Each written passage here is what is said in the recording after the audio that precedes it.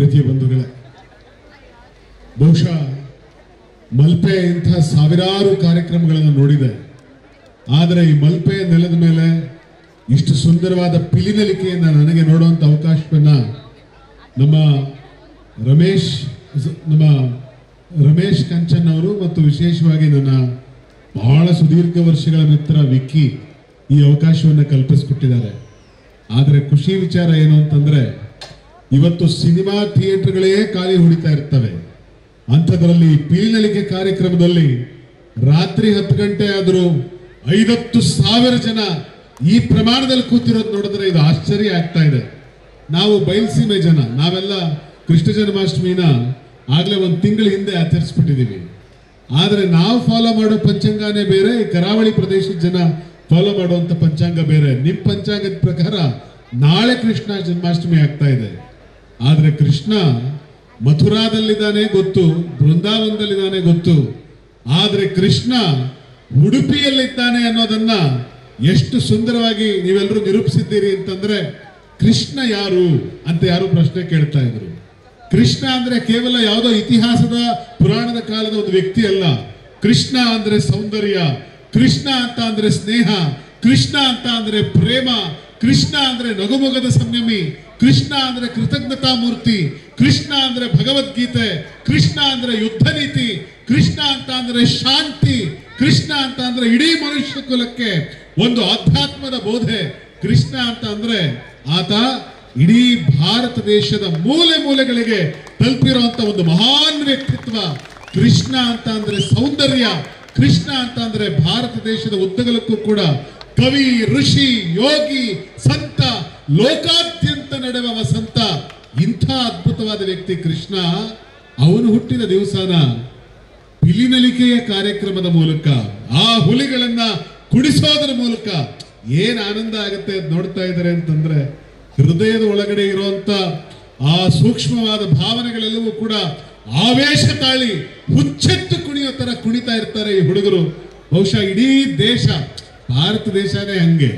ಈ ದೇಶಕ್ಕೆ ಎಷ್ಟು ಬಣ್ಣಗಳಿದಾವೆ ಅಂತಂದ್ರೆ, ಜಗತ್ತಿನ ಯಾವ ದೇಶಕ್ಕೂ ಇಲ್ಲದೆ ಇರುವಂತ ಸಂಸ್ಕೃತಿ, ಸಂಸ್ಕಾರ, ಸಂಗೀತ, ಸಾಹಿತ್ಯ, ನೃತ್ಯ, ಜನಪದ ಇದೆಲ್ಲ ಯಾವುದಾದ್ರೂ ಒಂದು ದೇಶಕ್ಕಿದ್ರೆ ಆ ದೇಶ ಭಾರತ ಮಾತ್ರ. ನಮ್ಮ ದೇಶ ಭಾರತಕ್ಕೆ ಮಾತ್ರ ಇಷ್ಟೆಲ್ಲ ಅದ್ಭುತಗಳು ನಾವು ನೋಡೋದಕ್ಕೆ ಸಿಗುತ್ತೆ. ನಾವು ಮೈಸೂರು ಭಾಗಕ್ಕೆ ಹೋದ್ರೆ ಭರತನಾಟ್ಯ ಅಂತೀವಿ, ಮೈಸೂರು ಭಾಗಕ್ಕೆ ಹೋದ್ರೆ ವೀರಗಾಸೆ, ಬಯಲುಸೀಮೆ ಭಾಗಕ್ಕೆ ಹೋದ್ರೆ ವೀರಗಾಸೆ ನೃತ್ಯ ಅಂತೀವಿ, ಉತ್ತರ ಕರ್ನಾಟಕದ ಭಾಗಕ್ಕೆ ಹೋದ್ರೆ ಗೀಗಿ ಪದ ಅಂತೀವಿ. ಅದೇ ಇನ್ನೊಂದು ಸ್ವಲ್ಪ ಹೈದರಾಬಾದ್ ಕರ್ನಾಟಕದ ಭಾಗಕ್ಕೆ ಹೋದ್ರೆ ಟಮರುಗ ಹಿಡಿದು ಕುಣಿಯುವಂತ ಗೊರವೈನವರನ್ನು ನೋಡ್ತೀವಿ. ದಕ್ಷಿಣ ಕನ್ನಡಕ್ಕೆ ಬಂದ್ರೆ ಭೂತಾರಾಧನೆಯನ್ನು ನೋಡ್ತೀವಿ. ದಕ್ಷಿಣ ಕನ್ನಡಕ್ಕೆ ಬಂದ್ರೆ, ಈ ಕರಾವಳಿ ಪ್ರಾಂತ್ಯಕ್ಕೆ ಬಂದ್ರೆ, ಈ ಒಂದು ಉಡುಪಿ ಭಾಗಕ್ಕೆ ಬಂದ್ರೆ ಯಕ್ಷಗಾನವನ್ನು ನೋಡ್ತೀವಿ, ಹುಲಿ ವೇಷವನ್ನು ನೋಡ್ತೀವಿ. ಎಷ್ಟು ಸುಂದರವಾಗಿದೆ.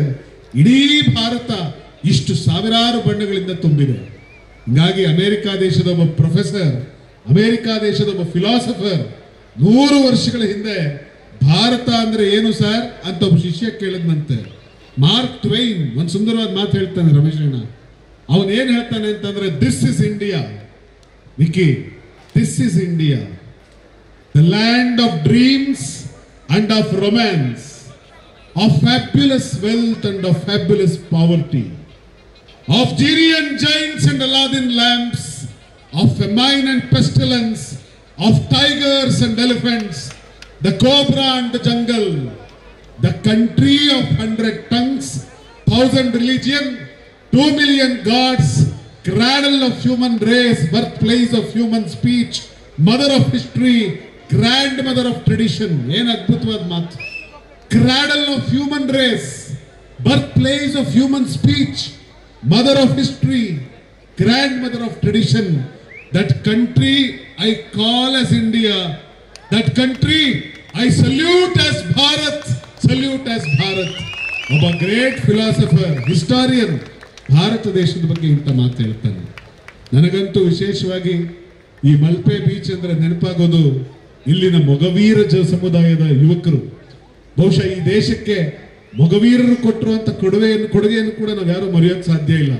ಅತ್ಯಂತ ಶ್ರಮಜೀವಿಗಳು, ಅತ್ಯಂತ ಭಾವನಾತ್ಮಕ ಜೀವಿಗಳು, ಅತ್ಯಂತ ಮನುಷ್ಯ ಪ್ರೀತಿ ಉಳ್ಳ ಜೀವಿಯವರು.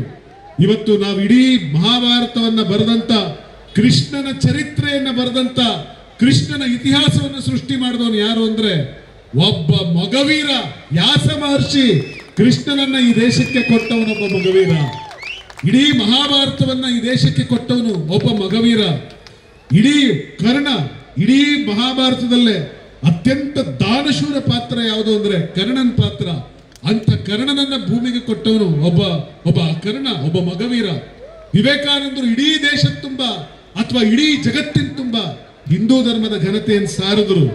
ಆದ್ರೆ ವಿವೇಕಾನಂದರ ಗುರು ರಾಮಕೃಷ್ಣ ಪರಮಹಂಸರಿಗೆ ಪೂಜೆ ಮಾಡೋದಕ್ಕೆ ಅವಕಾಶ ಮಾಡಿಕೊಟ್ಟಂತ ರಾಣಿ ರಾಸಮಣಿ ಒಬ್ಬಳು ಮಗವೀರ ಸಮುದಾಯದ ಹೆಣ್ಮಗಳು ಈ ದೇಶದೊಳಗಡೆ ಈ ರೀತಿಯಾದ ಅದ್ಭುತವಾದ ಚರಿತ್ರೆಯನ್ನ ಮಗವೀರ ಸಮುದಾಯದವರು ಸೃಷ್ಟಿ ಮಾಡಿದ್ದಾರೆ.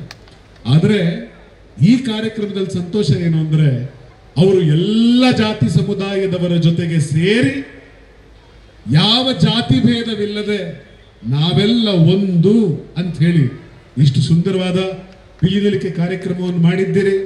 ನಿಮ್ಮ ಕರೆಗೆ, ರಮೇಶ್ ಅಣ್ಣನ ಕರೆಗೆ, ನಮ್ಮ ವಿಕ್ಕಿಯ ಕರೆಗೆ, ನಿಮ್ಮೆಲ್ಲ ಸ್ನೇಹಿತರುಗಳ ಕರೆಗೆ ಹೋಗ್ಬಿಟ್ಟು ನಾನು ದೂರದ ತುಮಕೂರು ಜಿಲ್ಲೆಯಿಂದ ಬಂದು ಈ ಪಿಲಿನಲಿಕೆಯನ್ನು ನೋಡಿ ಆನಂದಿಸಕ್ಕೆ ಅವಕಾಶ ಮಾಡಿಕೊಟ್ಟಿದ್ದೀರಿ.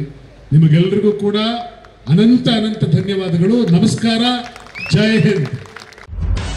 ನಿಖರ ಸುದ್ದಿ, ಸದಭಿರುಚಿಯ ಕಾರ್ಯಕ್ರಮ. ನೀವು ನೋಡ್ತಾ ಇದ್ದೀರಾ ಕಹಳೆ ನ್ಯೂಸ್, ಸಮಾಜದ ಜಾಗೃತಿಗಾಗಿ ವಸ್ತುನಿಷ್ಠ ವರದಿ.